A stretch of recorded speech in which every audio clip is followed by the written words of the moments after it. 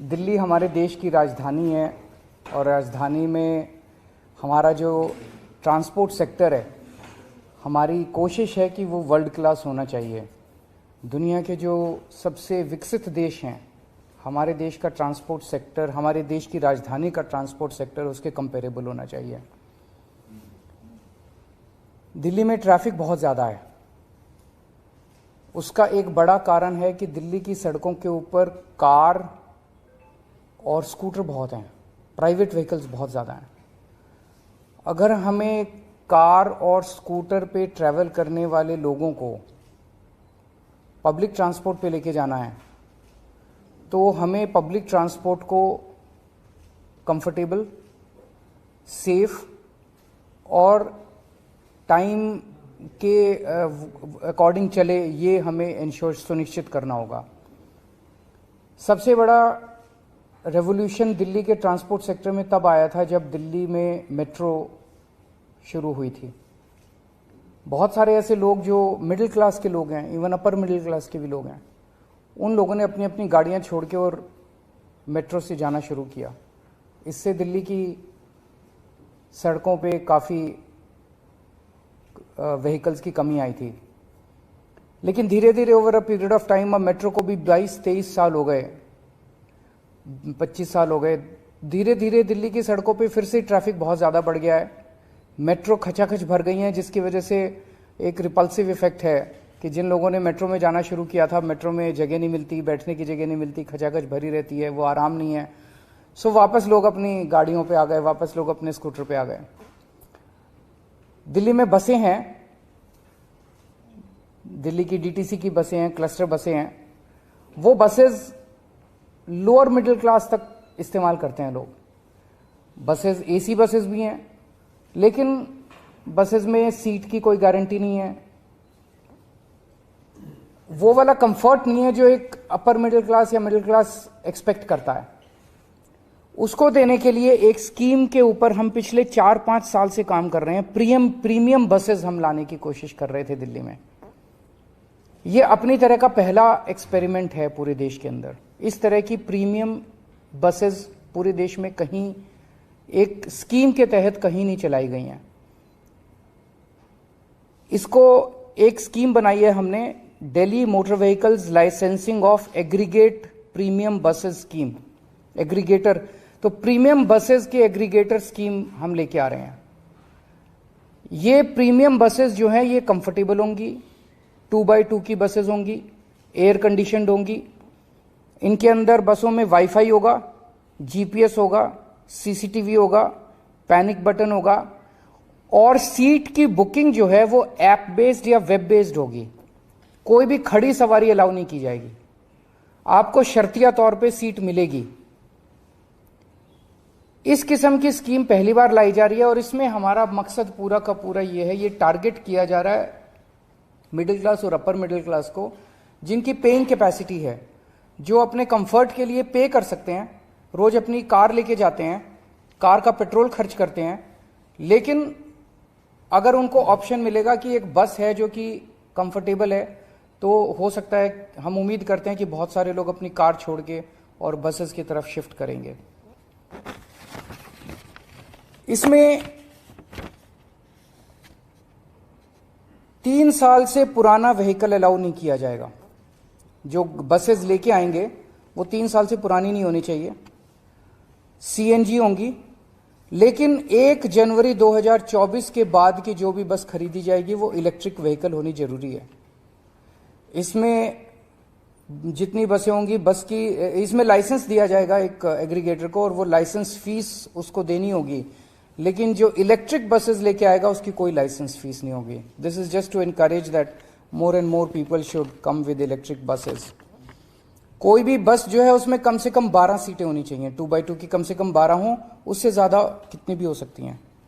एक एग्रीगेटर कम से कम 50 buses licence मिलने के बाद, लाइसेंस अप्लाई करेगा, लाइसेंस मिलेगा, लाइसेंस मिलने के 90 दिन के अंदर उसको कम से कम 50 बसेस ऑपरेट और मेंटेन करनी होंगी।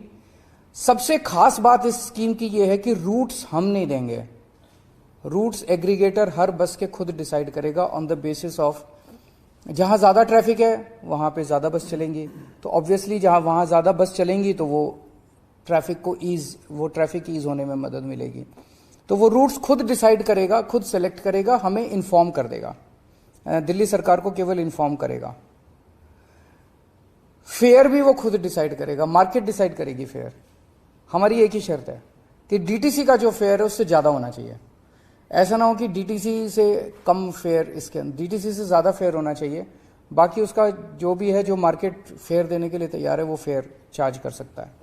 जैसे मैंने कहा, केवल मोबाइल से या वेब बेस्ड बुकिंग होगी, ऐप बेस्ड या वेब बेस्ड बुकिंग होगी, सीट्स आपको शर्तियां मिलेगी और सारी पेमेंट्स डिजिटली करनी होंगी।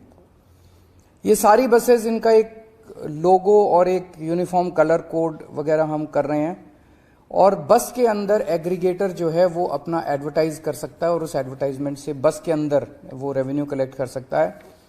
इस स्कीम को आज हम एलजी साहब के पास भेज रहे हैं।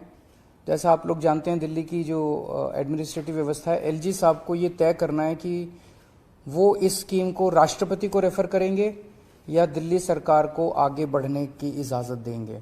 दिल्ली सरकार ने अपनी स्कीम फाइनल कर दी है, अब ये राष्ट्रपति इनके पास जाएगी, एलजी साहब के पास। एलजी साहब या तो इसको राष्ट्रपति को, अगर असहमत है तो राष्ट्रपति को रेफर करेंगे, पर मुझे उम्मीद है कि पब्लिक वेलफेयर की स्कीम है वो क्यों करेंगे। दूसरा, एलजी साहब से आने के बाद इस स्कीम को हम पब्लिक फीडबैक के लिए हम इसको 1 महीने के लिए वेबसाइट पे डालेंगे, ताकि जनता जो भी फीडबैक देना चाहे जनता फीडबैक दे, और जनता के फीडबैक के आधार पे अगर कुछ माइनर चेंजेस इसके अंदर करने हुए तो चेंजेस करके इसको जल्द से जल्द लागू किया जाएगा। मैं समझता हूं कि ये दिल्ली ने पूरे देश के ट्रांसपोर्ट सेक्टर के लिए एक मील का पत्थर साबित होगा। अगर कोई क्वेश्चंस आपके हैं तो। ये उससे अलग है। मोहल्ला बसेस तो हम ही चला रहे हैं, सरकार चला रही है, ये सारा का सारा प्राइवेट है। हमने तो एक स्कीम बना दी, अब स्कीम में जो भी आएगा वो चलाएगा इसको। महिलाओं के लिए अलग से नहीं है, तो मतलब मार्केट ड्रिवन है।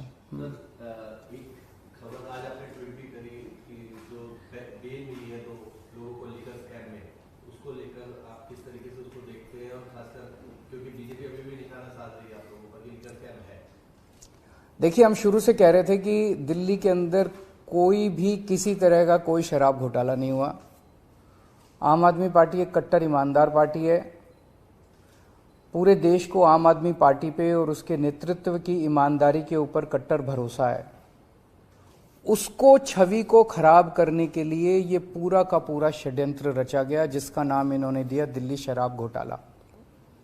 इसमें क्या आरोप लगाया इन्होंने आरोप लगाया कि कोई साउथ लॉबी है, उस साउथ लॉबी ने आम आदमी पार्टी के लोगों को 100 करोड़ रुपए की रिश्वत दी। ये एक आरोप बीजेपी वालों ने लगाया। सीबीआई और ईडी ने भी कोर्ट में कहा है और उन्होंने माना है कि 100 करोड़ में से 70 करोड़ का उनके पास कोई सबूत नहीं है। वो खुद कह रहे हैं कि 70 करोड़ का उनके पास कोई सबूत नहीं है। 30 करोड़ रुपए इन लोगों का कहना है, कोई राजेश जैन है कि राजेश जोशी, कोई राजेश जोशी 30 करोड़ रुपए साउथ से लेके दिल्ली लेके आया और दिल्ली में उसने आम आदमी पार्टी के नेतृत्व को ये 30 करोड़ रुपए दिए। ये सीबीआई और ईडी ने आरोप लगाया। ये बस इनके पास यही सबूत है कि किसी ने, गवाह ने गवाही दी है कि राजेश जोशी 30 करोड़ रुपए। अब 6 मई को जो कोर्ट का ऑर्डर आया, उस कोर्ट के ऑर्डर में लिखा है कि राजेश जोशी एक भी पैसा लाने का कोई सबूत नहीं है, कि राजेश जोशी कोई एक भी पैसा साउथ लॉबी से लेके दिल्ली में लेके आया। 30 करोड़ तो दूर की बात है।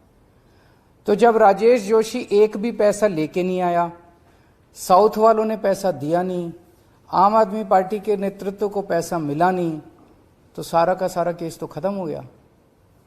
इसका केस क्या बचा? ना रिश्वत ली गई, ना रिश्वत दी गई।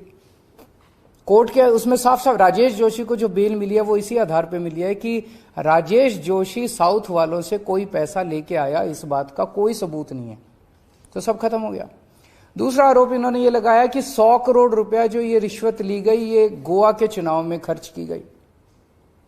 गोवा में आम आदमी पार्टी ने जितने लोगों से काम कराया, पर्चे छपवाए, होर्डिंग लगवाए, जो भी जितने वेंडर्स थे हमारे, सारे वेंडर्स पे रेड मार ली इन्होंने, सीबीआईडी ने पिछले 6 महीने में सबको गिरफ्तार कर लिया।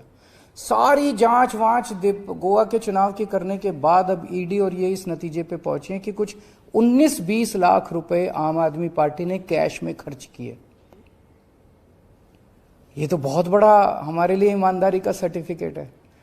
सीबीआई और ईडी का कहना है कि पूरे गोवा चुनाव में आम आदमी पार्टी ने केवल 19 लाख या 20 लाख के करीब रुपए कैश में खर्च किए, बाकी सारे चेक में खर्च किए। 100 करोड़ तो बहुत दूर की बात। तो ऐसी कौन सी पार्टी है इस देश के अंदर जो केवल 19 लाख रुपए एक स्टेट के चुनाव में कैश में खर्च करती है? तो सीबीआई और ईडी ने तो सबसे बड़ा सर्टिफिकेट दे दिया आम आदमी पार्टी को कि केवल 19 लाख रुपए, उसका भी अकाउंट वगैरह मांगेंगे तो दे देंगे, 19 लाख रुपए केवल कैश में खर्च किए, वहां भी कुछ नहीं। ना रिश्वत आई, ना रिश्वत खर्च हुई, ना रिश्वत ली गई, ना रिश्वत दी गई। तो बेसिकली एक कहानी बनाई गई। उस कहानी को प्रधानमंत्री जी की तरफ से सीबीआई और ईडी को दिया गया और कहा गया कि अब इसके इर्द गिर्द सबूत मैन्युफैक्चर करो, एविडेंस मैन्युफैक्चर करो। ईडी ने जाके कोर्ट में कहा कि मनीष सिसोदिया ने 14 फोन तोड़ दिए। बाद में जांच करने पे पता चला कि 14 के 14 फोन तो हैं, उनमें से 5 फोन तो इन्हीं लोगों के पास हैं। तो झूठ बोला ईडी ने। ईडी पे मुकदमा चलना चाहिए झूठ बोलने का। झूठ बोल के मनीष सिसोदिया की बेल नहीं होने दी। ईडी ने चार्जशीट फाइल की जिसमें कहते हैं संजय सिंह का नाम डाल दिया चार्जशीट के अंदर। जब संजय सिंह ने धमकी दी मैं तुम्हारे ऊपर मुकदमा करूंगा, तो कहते गलती हो गई जी, गलती से नाम आ गया संजय सिंह का, गलती से अनुराग ठाकुर का नाम नहीं आया, गलती से संबित पात्रा का नाम नहीं आया, संजय सिंह का नाम कैसे आ गया? तो गलती से थोड़ी आया। प्रधानमंत्री कार्यालय ने बोला कि संजय सिंह का नाम डालो, उन्होंने संजय सिंह का नाम डाल दिया। उनको ये भरोसा नहीं था कि संजय सिंह ईडी को भी धमका देगा। ईडी पूरे देश में नोटिस जारी करती है, जिसको नोटिस मिलता है उसकी पैंट गिली हो जाती है। संजय सिंह ईडी को नोटिस जारी करते हैं और जब ईडी को नोटिस जारी करते हैं तो ईडी की पैंट गिली हो जाती है। तो ईडी ने कोर्ट में जाके कहा कि संजय सिंह के खिलाफ हमारे पास कोई सबूत नहीं है, संजय सिंह का नाम गलती से आ गया। फिर 5 कम से कम ऐसे गवाह हैं जिन्होंने कोर्ट में कहा कि हमसे मारपीट की गई, हमसे प्रताड़ना की गई, मानसिक तौर पे प्रताड़ित करके हमको झूठे बयान दिलाए गए। वो अपने बयान से पलट गए। एक आदमी का तो इसको तो इतना मारा कि उसका कान का पर्दा फट गया। ये जांच हो रही है, ये चल क्या रहा है?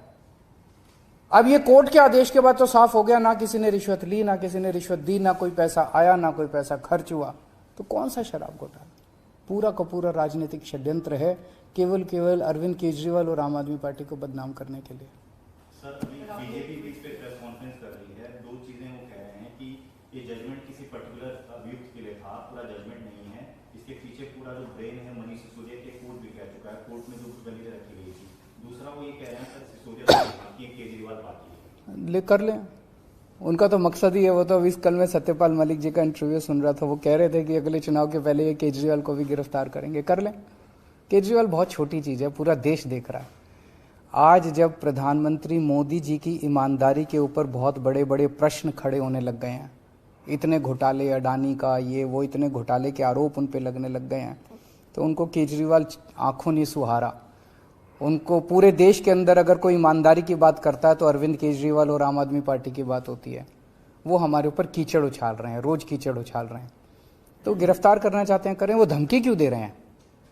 भारतीय जनता पार्टी कह रही है कि अगला नंबर केजरीवाल का है।